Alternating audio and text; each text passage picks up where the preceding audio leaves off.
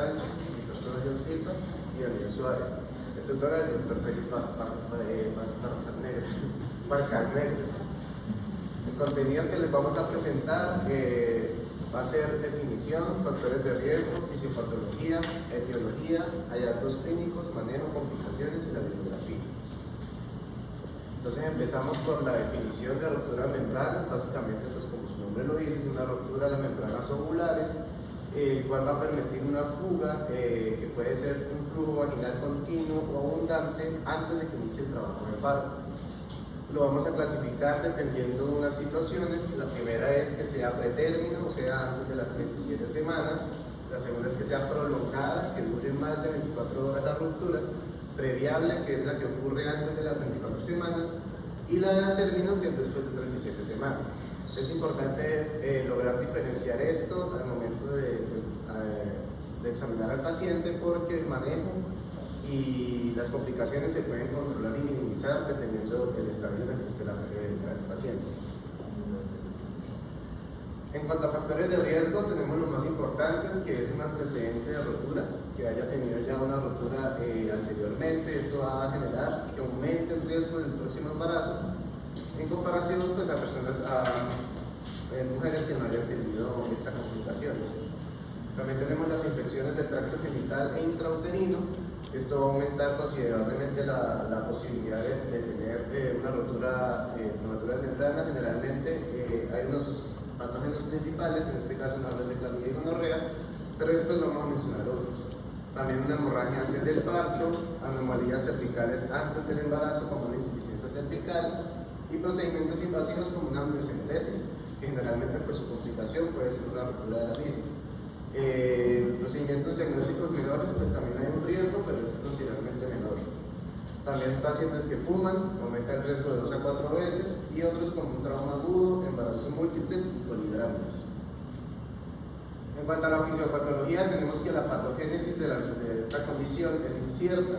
Sin embargo, sabemos que pues, la integridad de la estructura que estamos, en este caso, pues, hablando, que es la membrana fetal, va a estar compuesta por colágeno, fibronectina y laminina. Son proteínas pues, que nos va a generar una unión para la contaminación de un tejido. ¿Qué pasa si esto se ve afectado? Pues básicamente se va a tender a romperse o a debilitarse, y esto a través de unas metaloproteasas que van a ser el factor principal en este caso, que si se ven aumentada, pues van a disminuir la fuerza de la membrana y va a generar la degradación de las mismas proteínas como el colágeno. Hay unos eventos que van a generar estas situaciones, como una infección subclínica, una inflamación, estrés mecánico, sangrado, que pueden causar violación del colágeno, como ya decía, edema, va a generar edema y con depósito de material fibrinoide, va a presentar un adelgazamiento de la capa trofoblástica y residual, y también pues, pueden generar prostaglandinas que van a favorecer al movimiento, a la contracción uterina, y pues de esta manera va a generar la rotura de la misma. En cuanto a la etiología, tenemos la principal, que es asociada a infecciones. Esto es un 30% de los casos de rotura prematura de membrana. Vamos a encontrar cultivos positivos básicamente con estos patógenos, que además de la gonorrea y la clamidia que he mencionado arriba, pues estos son otros que también son más comunes, en especial tener en cuenta el Streptococcus del grupo B. Las hemorragias subaracnoideas, subcoriónicas, que pueden predisponer la misma por separación de coriáceos y decidua, va a formar un coágulo retroplacentario y va a liberar trombina. Básicamente este sangrado es el principal indicador de riesgo. Vamos a tener en cuenta el trimestre en el que se presenta para así poder identificar cuánto riesgo tiene la paciente de generar esta situación. Entonces, si es en el primer trimestre, el riesgo va a ser el doble de lo normal, mientras que si es en el segundo o tercer trimestre, el riesgo va a aumentar de 4 a 6 veces el riesgo.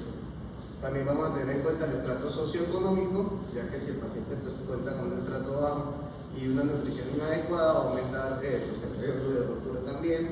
Hemoglobina menor a 11.1, tiene un riesgo de 3 veces mayor, y niveles bajos de vitamina C también van a aumentar las tasas. Esto se identificó gracias a que si el paciente está recibiendo un suplemento de vitamina C desde la semana 20, está demostrado que disminuye la tasa de este evento. También tenemos las anomalías estructurales bioquímicas como síndrome de Ehlers-Danlos, pues que el feto está afectado.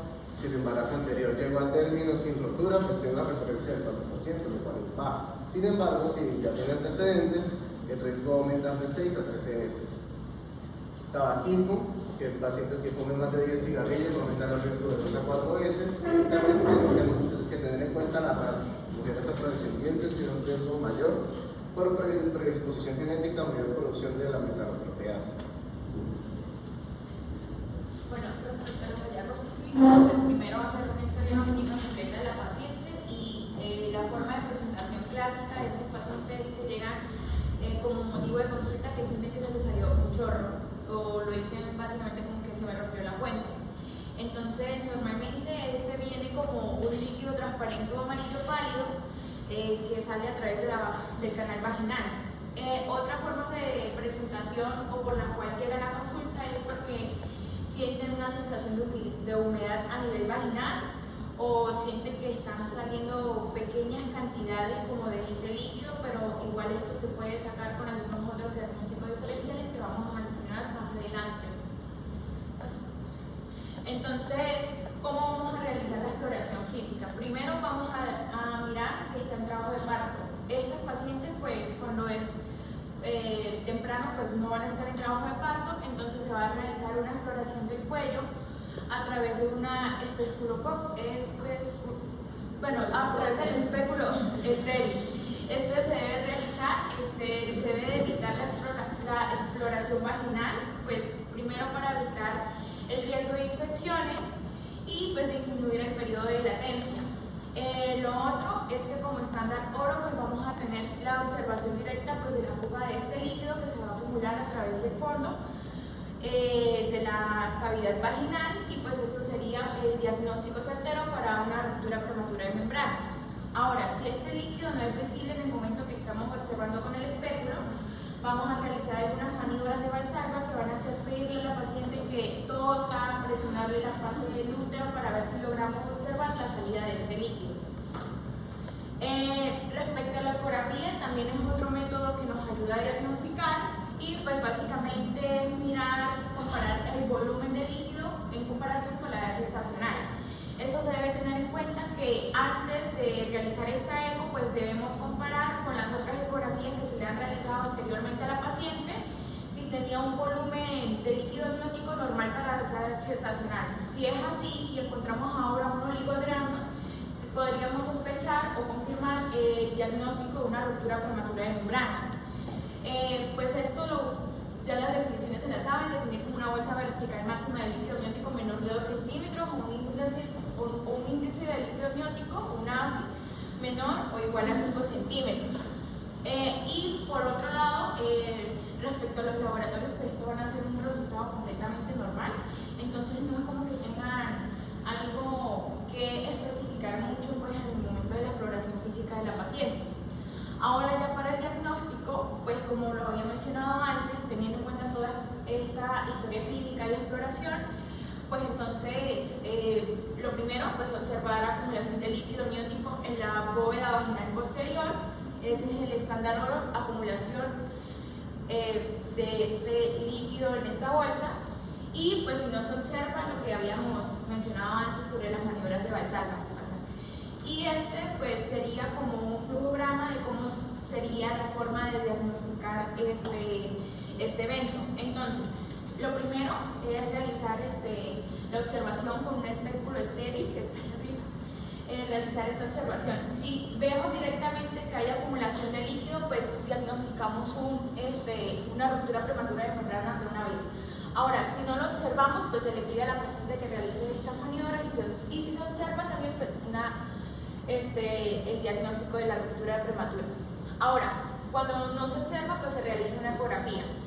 Como lo había explicado anteriormente, en el momento de realizar la ecografía, si tenemos ecografías de antes y observamos que esas ecografías de antes tenían un volumen normal para la edad gestacional de líquido y encontramos un oligodramios, confirmamos de una vez el diagnóstico.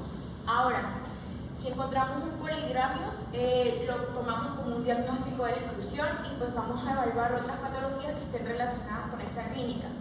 Y por otra forma, cuando encontramos un volumen normal o un poco bajo para esta edad, pues vamos a realizar algunas pruebas, como algunos test de fluido, para observar si hay líquido en la parte posterior de la cavidad vaginal. Si esto está positivo, vamos a confirmar el diagnóstico, y si hay negativos, también se van a buscar la evaluación de otras pruebas para confirmar el diagnóstico por forma de exclusión. Entre los diagnósticos diferenciables, pues vamos a tener la incontinencia urinaria, el flujo vaginal excesivo, el moco cervical y la transpiración. Y pues estas se van a diferenciar gracias a sus características que están en la siguiente tabla. Entonces, líquido amniótico versus orina. Primero es la forma en cómo se aprecia. Pues primero la apariencia del líquido amniótico pues va a ser un poco más transparente, a pesar de que tenga cierto color amarillento o un amarillo pálido, pues este va a ser inodoro, entonces un olor así como más o menos a cloro, no va a ser como ese olor a urea de la orina. Va a ser una pérdida continua de líquido amniótico, mientras que cuando es por incontinencia urinaria, esta pérdida va a llegar a un punto que va a cesar, porque pues la vejiga ya se va a vaciar. Y pues el rango de pH del líquido amniótico es de 7 a 7.3, mientras que el de la orina es un poco más ácido o menor de 6. Y pues lo otro es que si realizamos alguna prueba, la orina va a contener creatinina y urea, pues son cosas que no están dentro de la composición del líquido amniótico. Ahora, flujo vaginal versus líquido amniótico. Lo primero es el flujo vaginal. La primera diferencia es que este va a ser espeso y pues no va a tener esta consistencia acuosa. La transpiración se da por la humedad perineal y no está acompañada de una acumulación dentro de la vagina. Y el moco cervical tiene muchas similitudes con el líquido amniótico, como el pH, que también es transparentoso, es acuoso, pero las cantidades que vamos a encontrar dentro de la misma cavidad vaginal van a ser muy escasas. Ahora, si se realiza un test o un patrón de arborización, va a ser una arborización bastante espesa. Se va a notar muchísimo la diferencia con la arborización del líquido amniótico, que es un poco más delicada y más pequeña. Y respecto a las ecografías, pues se debe realizar si tiene tal vez alguna restricción del crecimiento intrauterino o si presenta algunas anomalías respecto al sistema renal del paciente. Bueno, para el manejo es importante saber que todas las mamitas que nos lleguen con una ruptura inflamatoria de membranas hay que hospitalizar. ¿Listo? Entonces yo hospitalizo y ahí después tomo decisiones. Entonces inicialmente debo tener en cuenta la edad gestacional, como lo mencionamos anteriormente. Entonces cuando tenemos pacientes entre las 32 o 36 semanas, son pacientes que tienen un bajo riesgo de hacerme complicaciones si llego a sacar ese bebé en teoría ya. Entonces primero que se recomienda, las guías varían un poquito, entonces hay dos guías. Una de ellas dice que una vez tengo una paciente entre 32 y 34 semanas, debo mirar cómo está el bebé en cuanto a maduración pulmonar. Entonces nos sugiere un test que se llama una relación entre virtina y esquizomenía o determinación del fosfodilglicerol en líquido amniótico, que nos va a decir cómo está la maduración del niño. Obviamente, ya llegando a las 36, pues ya uno asume que va medianamente bien la maduración. Después de tener esto, yo miro si está maduro pulmonarmente. Si está maduro, pues puedo desembarazar a la paciente ya. Pero si no, entonces tengo que hacer un manejo un poco más conservador, una monitoría estricta y empezar la maduración pulmonar. Una vez pues empiezo la maduración pulmonar y la antibioterapia, pues mi misión, por decirlo así, o función, es intentar inducir el parto a las 48 horas posteriores pues, al inicio de la maduración pulmonar. Por otro lado, tenemos las pacientes que son de 24 a 31 semanas. Ellas sí es más complicado, como que dice, desembarazarlas ya, porque va a tener más complicaciones de ese feto. Entonces, en ese caso, las que son menores de 24 semanas, pues son muy poco viables esos bebés.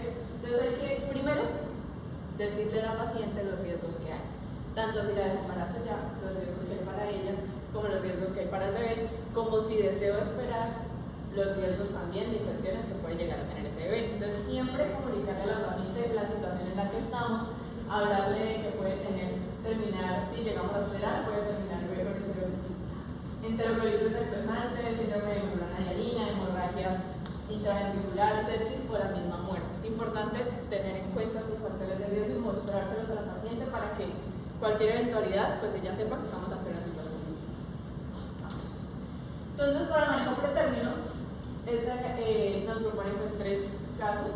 Inicialmente lo general es mirar la edad gestacional, ¿sí? Entonces, ahí pues obviamente nos recomiendan que sea por ecografía del primer trimestre. Una vez confirmada, tenemos que descartar según historia clínica pues otros factores de riesgo, y en estos pacientes, como ya lo mencionó mi compañera, hay que evitar los tactos vaginales pues recurrentes o si llegan a ser innecesarios, porque pues obviamente ya quitamos esa barrera de protección, ¿no? Entonces, cada vez que estemos haciendo tacto estamos siendo más probables de que infectemos esa parte fetal. Entonces, ¿qué es lo que nos propone? Que hagamos por especuloscopia o más bien por una longitud pues, cervical por ecografía.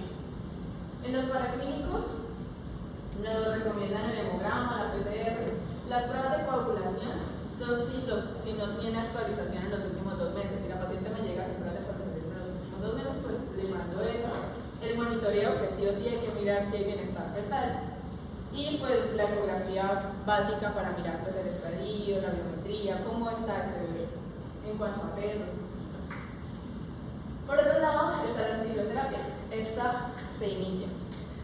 Entonces, en esta guía nos recomienda este esquema que es ampicilina más intrazona más clarithromicina.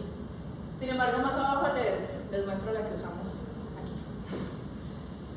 Bueno, ellos, ¿por qué recomiendan esta? Porque tiene buena seguridad tanto para la madre como para el feto y pues llega en pocas horas, puede pasar tejidos como la placenta.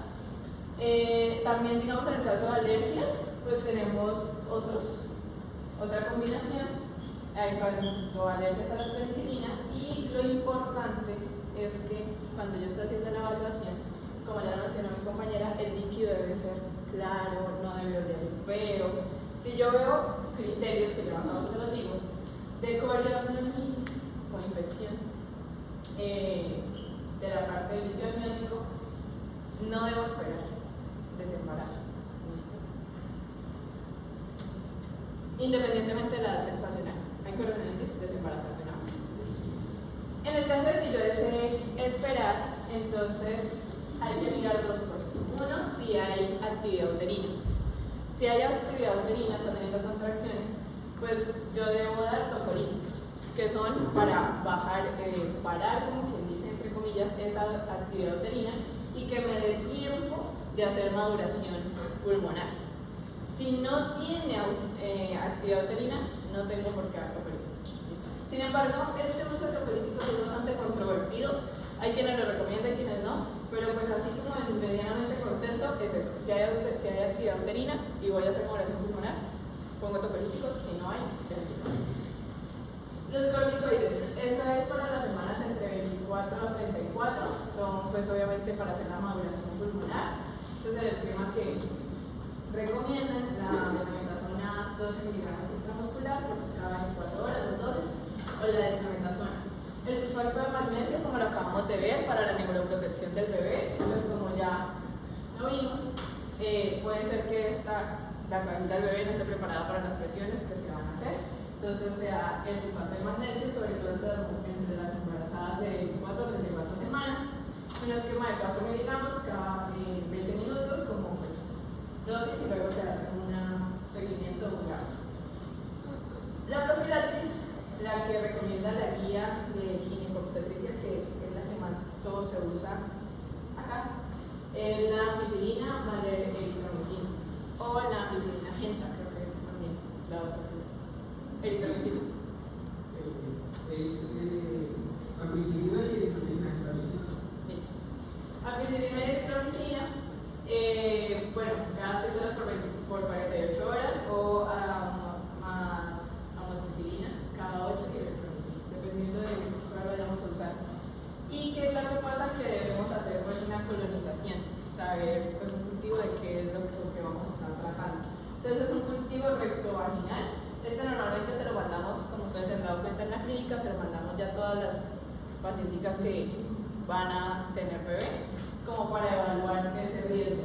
Entonces se manda más todo en las 35 a 37 semanas. porque hay mujeres que tienen infección asintomática. Este es un cuadrito que saqué de un libro que básicamente lo dice lo mismo de arriba, pero como les digo, hay cositas que medianamente cambian. En este caso, pues, todo es igual. Como se dan cuenta, todos tienen profilaxis. No importa la semana, todos inician profilaxis. Y lo que cambia es, digamos, los trofolíticos, que pues también hay consenso. Digamos, ya en la maduración pulmonar ya no se hacen las demás arriba. Complicaciones. Entonces, en cuanto a las complicaciones, la más común es la coriandritis clínica, pero también podemos tener sepsis neonatal, hidrolasia de cordón, hipoplasia pulmonar o deformidades fetales. Entonces, vamos a hablar de la más común, que es la coriandritis. Entonces, esta es una infección del líquido amniótico, de la decidua y pues como tal de las membranas fetales, que pues obviamente se asocia a bacterias que tenemos en el tracto genital. Entonces, se dice que es una infección ascendente. O sea, las bacterias que tenemos en el tracto genital suben, infectan la parte de la decidua, el líquido amniótico y el bebé. Normalmente, los patógenos más comunes son la Escherichia coli, los estreptococos del grupo B, los anaerobios. Y en factores de riesgo, pues tenemos el tema como tal, la ruptura de membranas, el tacto vaginal repetitivo, las infecciones a repetición, aunque sean previas, y también ahí entra la parte de parto prematuro, parto prolongado. En manifestaciones clínicas hay unos criterios, se llaman los criterios de IPS, si no estoy mal, y ellos son tanto fetales como maternos. Entonces, si la mamá tiene una fiebre mayor de 38, acompañada de una taquicardia mayor de 100, una taquicardia fetal también, y tengo dolor uterino, un flujo vaginal maloliente y una leucocitosis materna, esos son los criterios de coriandritis. Básicamente, esto lo que está diciendo es que esa mamita está sufriendo ya de una infección. Y todo esto combinado es lo que lo lleva a uno al diagnóstico. No hay necesidad, pues, como de exámenes adicionales. Estos criterios, obviamente se los pueden mandar, pero estos criterios ya le deben a uno hacer sospechar y casi confirmar el diagnóstico. O sea, es bastante clínico. ¿Qué pasa si lo dejamos pasar? Entonces, tenemos complicaciones que puede ser que la mamá termine en una sepsis materna, una endometriosis postparto o hayan hemorragias. Normalmente hace hemorragias por atonía uterina. Las complicaciones fetales, pues la sepsis neonatal, la neumonía, la meningitis, puede morir el bebé.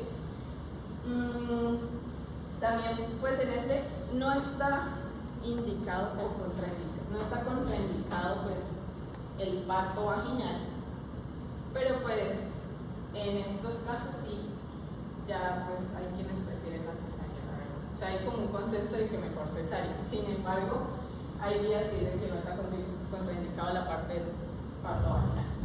Y pues el antibiótico a amplio espectro va a ser el manejo, se administra mediante después del diagnóstico, y normalmente este es el que tiene la combinación de ampicilina y gentamicina. Y la inducción del parto apenas se encuentra. Como les digo, no hay que esperar, no como que ay, yo voy a hacerle modulación, no, de una hay que sacar.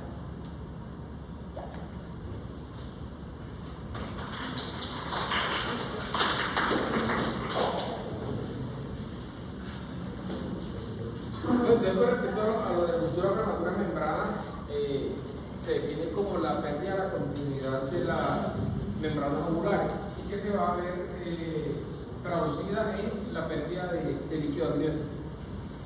La ruptura prematura de membranas, como se mencionó, una de las principales causas son los procesos infecciosos y, como todo en obstetricia, lo que va a definir el manejo es la edad gestacional. Entonces, cuando la ruptura prematura se sucede antes de la semana 20, estamos ante la presencia de un aborto inevitable.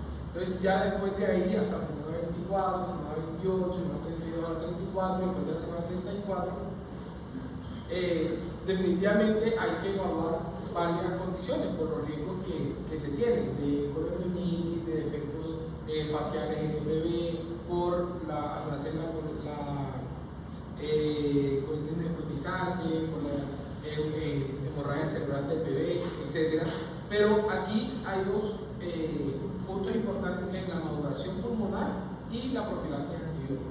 Y básicamente lo que busca la profilaxis antibiótica es disminuir el riesgo, no tanto de que la infección afecte a la madre, sino a la infección fetal, que básicamente está bajo una neumonía. Entonces, entre otras, la profilaxis también va a proteger al bebé. Y ante los hallazgos de una coriomielitis, definitivamente no hay que esperar absolutamente nada, ¿sí? Hay que desembarazar. Y digamos que la profilaxis debe hacerse con ampicilina, con eritromicina, con cefalosporina se puede hacer.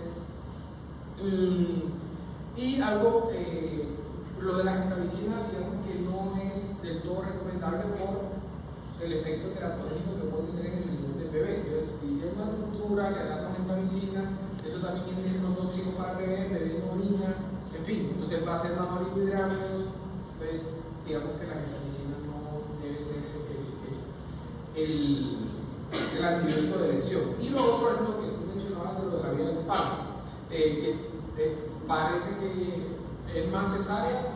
No, lo ideal verdaderamente sería el parto vaginal, porque por lógica el parto vaginal sangra menos, tiene menos riesgos de infección y tiene pues, menos riesgos alérgicos. Lo que sucede es que depende de la edad gestacional, entonces los riesgos de la hemorragia subarachnoidea, entonces haciendo la profilaxis o la protección neuronal, entonces eso es lo que hace que se termine cesárea, pero en la medida de lo posible y lo ideal, ojalá fuera parto, sino que son los otros factores o parámetros que llevan a que prácticamente termine en una cesárea. Y mira que, digamos que si fuera por eso, entonces todas las rupturas terminaran en cesárea. No, que si ya está término, pues no tiene ninguna razón por hacerle cesárea. Es súper importante siempre evaluar clínicamente al paciente, dado que lo ideal es llevarlo lo más cercano al término, ¿sí? Y si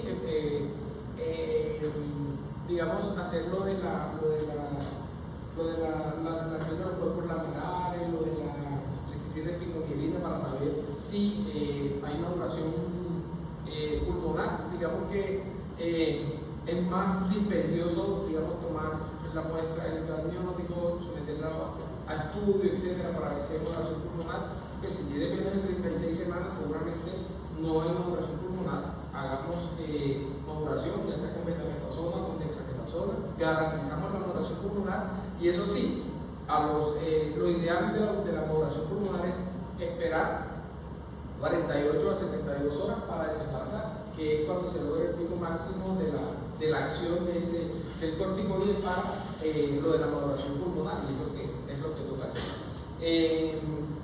Siempre es importante evaluar lo que tú decías de si la paciente es alérgica. Entonces se buscan herramientas o